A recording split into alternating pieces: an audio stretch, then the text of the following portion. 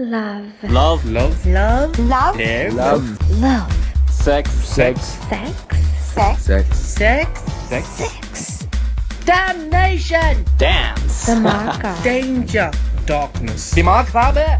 Tishkow. Tishkow. दारू. Desperados. Destruction. This is the LSDcast, India's first podcast about love, sex, and dating. Well, hello again. It's your favorite duo. It is Rogue and Prem. Hello, we are so happy to be back because we love doing this show. And we love you. It's all about love, sex, and dating. Yes, it is. So this is where you can ask any questions regarding love, sex, and dating. And Rogue and I would have, or rather we would make sure that we have an answer for you. Because we're good like that. And we take our vocation very seriously. And we take your questions quite seriously. Sometimes, mostly. So I just want to say, Rogue, since I can see you, your skin is like looking really good and you're looking very fresh and young. आपके त्वचा क्या राज क्या है? हमें बताइए जरा. Today it's not enough sleep. I partied really late last night. Clearly it's agreeing with me because you're the second person today who's told me my skin is glowing. So there you have it, ladies and gentlemen. I need to drink a lot. Alcohol is the answer to everything. Everything. Look young, feel good. And lack of sleep as well. Lack of sleep. Excellent. Great answer, Rogue. Setting the bar so high. Anyhow, so coming up on this episode, we've got questions about those niggling habits that to one listener seem to be about a lot more than just leaving a wet ring under your coffee cup when you put it on the table. And we've got a question about STDs, not the phone calls you made from one city to another through, what is STD anyway? Standard trunk dialing, I think. Yes. But it's also sexually transmitted diseases. You know, this used to be a joke when I was in the 5th grade. So that's a really long time ago. What kind of joke? Like, you boys thought it was ridiculous. You would giggle about it. Yes. That's not a joke. But you know, when you're like 12 years old, everything is a joke. Well, I've had visitors who've come from the US, not once, but twice, I think, who've been traveling in like small towns, like Agra and Lucknow, and they've always seen these big signs, like neighborhoods full of these signs that say STD, 1 rupee. And they're all like, what is going on here? What are they selling for 1 rupee exactly? Yeah, you can get herpes here for 1 rupee. The exchange rate in India is so low, you can get anything for very, very cheap, including things you don't want. Anyway, all right, enough of this. We are going to take a tiny break and be back at you with the dating question. So be right back. Hi, this is Michael Burns from Tall Tales Takeaway, India's first storytelling podcast where we feature true stories by people just like you. Find us anywhere where podcasts are found. So our loyal listeners will remember that back in episode 6, we had a question from somebody who had asked about the cute little habits that your partner has when you first get together with them and how they can suddenly start to really grate on you after you've gotten to know them a little more. Prem, do you remember this? Yeah, that's amazing that you actually knew which episode we spoke about that in. Only after you mentioned it, now I remember that, yeah, we did discuss it. But the question that I have today is from Vishal. And this is our dating question. Love. Love. And danger. Now, Vishal says that he and his girlfriend are both in their mid-20s. And he is super annoyed and frustrated with her. It's because he has repeatedly asked her to either not do certain things or to do certain things, and she just does not listen to him.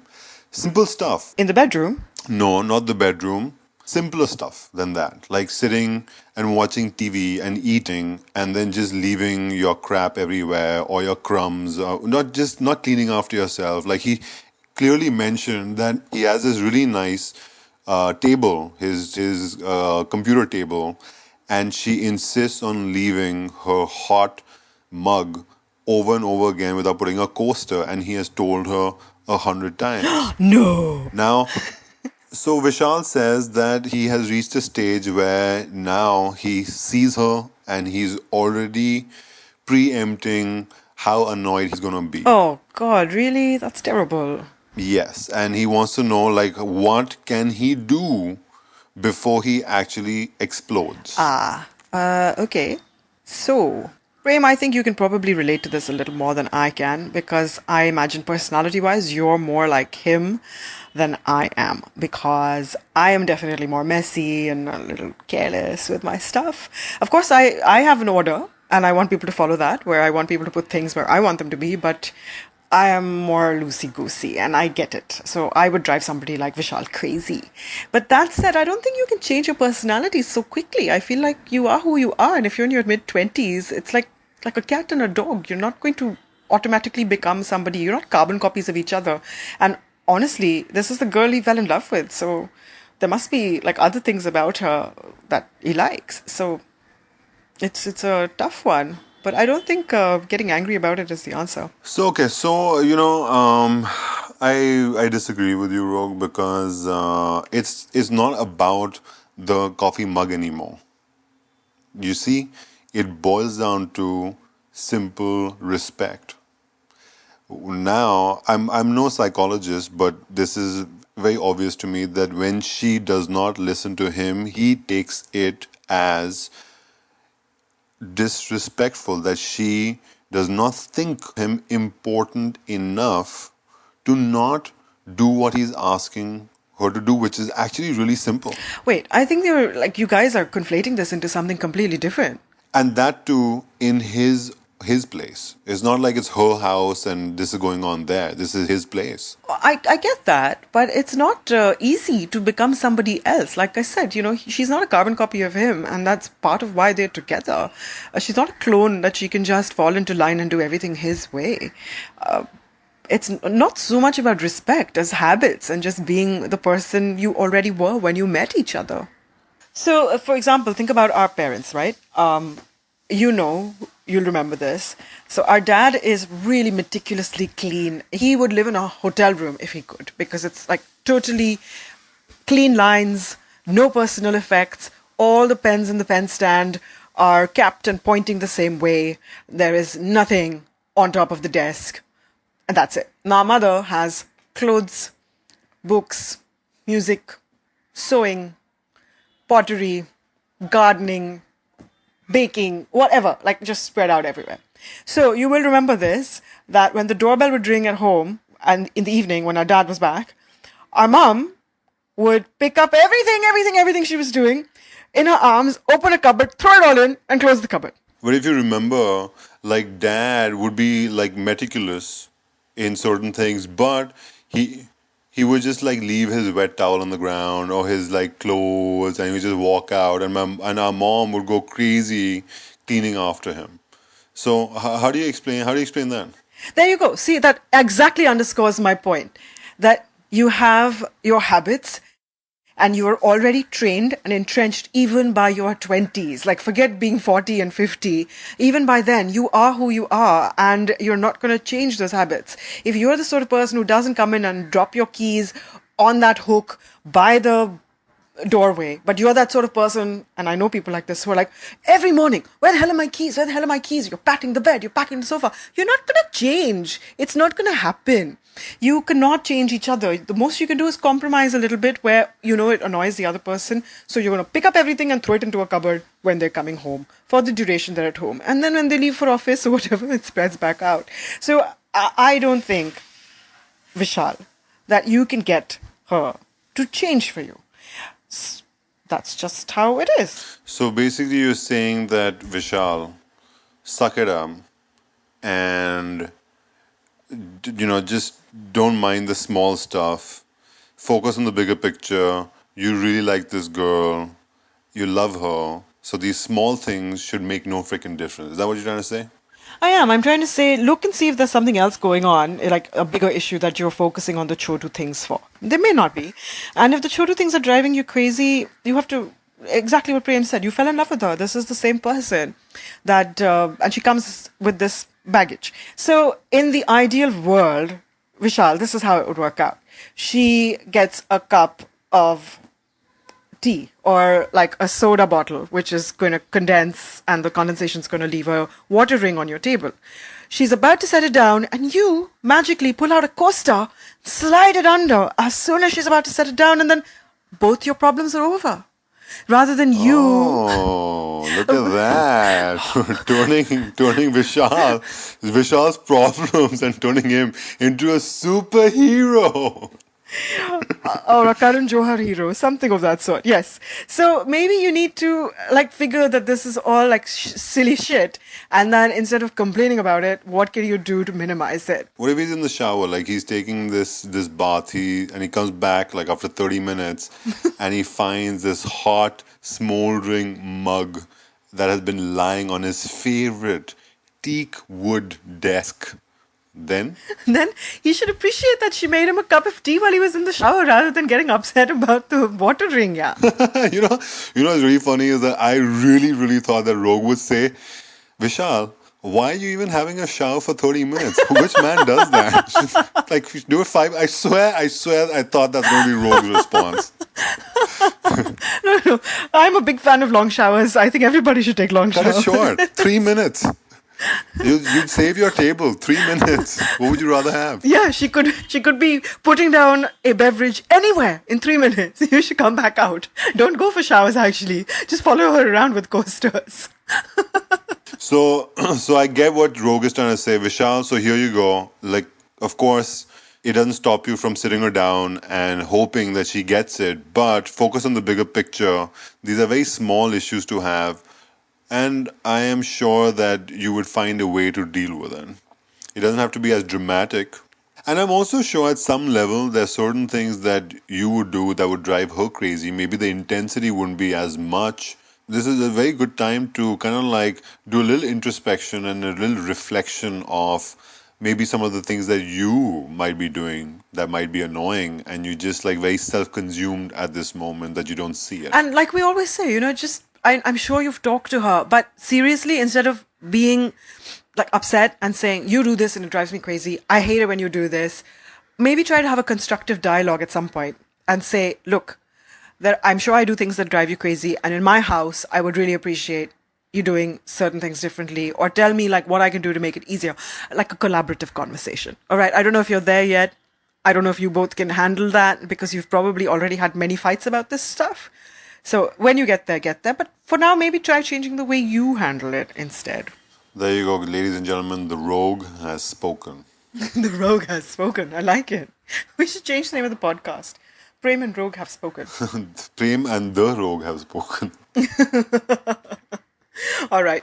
We will be back after this tiny break. Stick around. We are talking about STDs. Ooh, danger. Find the LSDcast online on Twitter and Facebook, and on iTunes and the Google Play Store. And we're back from our tiny break, and it is time for our sex question. Yeah, woohoo! Bring it on. What's it gonna be? Sex.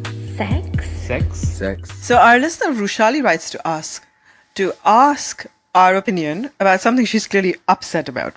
So she went out with this guy a few times, and they hooked up and they were having sex, and she asked him before the first time they had sex if he had any STDs and if he'd been tested, and he said yes, he was totally clean. So after their 5th time together, something came up in a conversation, and they'd spent some time together, they were more intimate, they were sharing details, and he happened to mention extremely casually that he'd had herpes sexually. Oh my god. Yeah. Yikes. But hastened to tell her it had cleared up, so it was fine. Oh. So our friend Rushali went off the deep end and was really pissed off that he had withheld this information from her. So in her opinion, you should tell people before you sleep with them if you've had a history of it. And he got defensive and said, He didn't think so because he didn't have it at the moment. What is a girl to do? What is the right and the wrong? She's interested to know what Prem and Rogue think about this. Prem, Oh, wow. what do you think about this? Oh, that's a really sensitive topic, firstly. And But it's pretty black and white.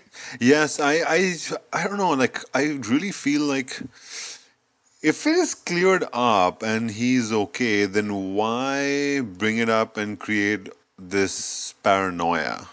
If he is being honest and it truly has cleared up, then my philosophy is that why would you fix something that's not broken? Why would you meddle with something unnecessarily? Okay, so are you talking about the timing or are you talking about the disclosure at all? Like, since he's clear and his tests have come out negative, does he not tell her at all? Or it's not important the first time she asks him? I think it's just not bringing it up at all, and maybe somewhere in the future, if it came up, they were like chatting about like crazy things that they've been through, and it led to like something sexual, like a sexual discussion. And she said something, he said something, she said something about a friend, this, that. Well, it looks like that actually happened already. Uh, That's exactly what seems to have happened. well, it did, and that's how it played out. And Doesn't it then feel to her like he lied to her by withholding that information in the first place? exactly. So you either be straight up right in the beginning because that's who you are, or you just shut the fuck up because bringing it up after the fifth time or the fourth time is foolish, is redundant. If what he says is true, like if he's clear of everything. What I'm trying to say is that he shouldn't have brought it up later at all. He shouldn't have brought it up. Okay, I have to disagree. So, I think everybody who's listening knows where I stand on this. Prem, put yourself in her shoes. So, you've hooked up with somebody, you've asked them if they're clean, and then you do things like oral sex. Okay, wait. In her shoes, how do I look? Like, what's my shape? What's my size? What am I? I don't know, they're fucking huge. Yeah, so you look ridiculous. Am I sexy? Am I brunette? I'm picturing you in pink pumps with like a 6-inch heel. Can I get a belly ring? We're just talking about shoes, man. You can get whatever you want, though. Okay, perfect. So I'm 5'9", I'm sexy. Yeah, I'm all ready for you guys. Okay. I was thinking you'd stay yourself, 6'4", with size 13 feet, in pink pumps and a belly ring. Oh my god, I would run away from me. I would never date me. Everybody would run away from you with your hairy legs and those 6-inch heels. Yikes. So you were asking me, put myself in her shoes. Yeah, so say you've been dating this girl and you've asked her before if she's clean, and this is the reason you have gone down on her or exchanged bodily fluids, even if you did use a condom or didn't use a condom. And then on the fifth date, it comes up in conversation that she's actually had herpes, something which is recurable. It's a sexually transmitted disease that can go into remission, give you a false negative as well, or not. And now, she's had it. So would you rather have not known at all? Rogue has this little bit of a talent where she knows how to reverse and turn the tables on me. Now, if I was actually in that position and a girl told me after 5 days... Dates. I would be super pissed. I would be super, super pissed. So, would you rather not know at all? Or would you rather have known in the beginning? That's a good question. That is a very good question. I don't know. Because now that I know, I would have liked to know before. But she and I would both know that if she had told me on day one, there was a 50-50 chance that I may not see her again. Okay, so are you talking then about owing somebody an explanation because you are going to be with them later? Is that like your rule of thumb? Is that if it's a casual thing, then you don't owe them any honesty? when you could be putting their sexual life on the line or their sexual health in danger? Absolutely not. This is very, very, very important to all the listeners out there. This is a very serious issue, and it cannot be taken lightly. It is. In the way I think, I feel like if you've got an STD, first of all, you really need to be responsible to yourself and to your potential partners by not having sex until it's totally cleared up and you get like 3 negatives for your tests in a row, not in 3 days, but over whatever is prescribed by your doctor, 3 months or whatever. And only then can you go out there and have sex. And I feel like you should wait, get to know somebody. If you trust them and you trust that they will appreciate your honesty, in the ideal world, that's what you would do. There are a lot of opportunistic people out there who think it doesn't matter. There are a lot of people out there who don't even get tested. They don't even know what they've got. And I think that is so wrong, because it's ludicrous. You know, I used to know this guy. I actually dated him. When I asked him if he was clean and he was tested, this is when I'd just come back from the US. He was like, absolutely. First, he was upset that I'd asked him. And this is one of the reasons we started this podcast, is to address attitudes like this. Right. He was upset. I questioned him because he'd only been with like nice people. Because if you're nice, you can't get an STD, of course. And then said, yes, I've been tested and I'm clean. So after he was done being offended, fine. And I took him at his word, because where I came from, I lived in the US for so long, when you get tested for everything. It turned out he'd only been tested for HIV. When I found that out, and it wasn't right then, it took probing and it came up in conversation later, I lost my mind. Because there is a whole host of other things that could have been happening and he could have gotten them. From HPV and herpes to gonorrhea, chlamydia, oh God, gross things like syphilis. Oh, bloody warts. I didn't want any of those. And HIV is not the only damn thing out there. I was really ready to kill him. So needless to say, we did not sleep together again. Right. And was really, really pissed off with him. So there's saying, of course, ignorance is bliss, but in this case, ignorance is definitely not bliss. So to all the men and the women out there, I stand corrected. Yes, Rogue has a very, very valid point. Full disclosure is extremely, extremely important, and be fair, play a fair game, and if you had an issue, and even if it's gone, it's still something that you owe to your partner, so that you can be honest, get it off your chest, and then use precaution. You don't have to like go down on each other. You can use like condoms, and just be safe. That's the most important thing. Yeah, and I think the other thing, the girls, you especially, you're going to have to take control of this. Boys too, of course, is that there's a lot of ignorance and denial about this. So when you ask questions, they're tough, but ask all the questions. Don't expect that the question you're asking is going to get the answer you want or are looking for, because it could be too obscure. So like when I said, are you clean? Have you been tested? I should have just been way more specific, which I didn't know. And I would have avoided a lot of heartache, trouble, testing, and real like trauma waiting for results, because I was so paranoid and I wanted to make sure I didn't have anything after that. So ask all the questions. Don't just ask one blanket question. Okay?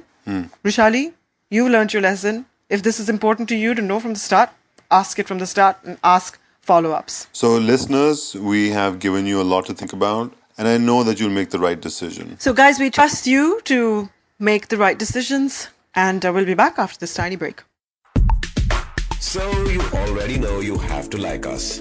No, love us. Show us your love by also sending questions and comments. Do you disagree with something we said? We want to hear from you. Go on, don't be shy. And we are back after that too little break. As we said we would be, we are back. And, that's what we do. We keep our promises.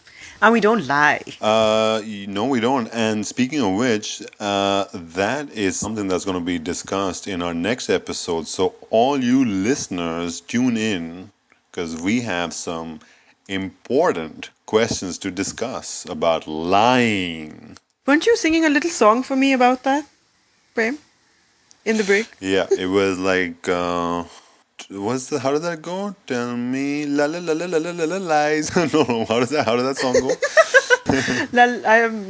It's the Diana King song, isn't it? Diana King song.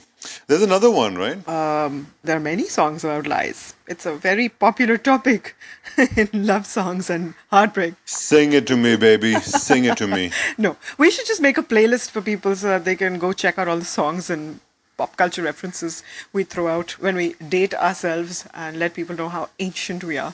Okay, enough. Next week, people, we're going to be here talking about little lies on the LSD cast. So stay tuned and we will catch you very soon.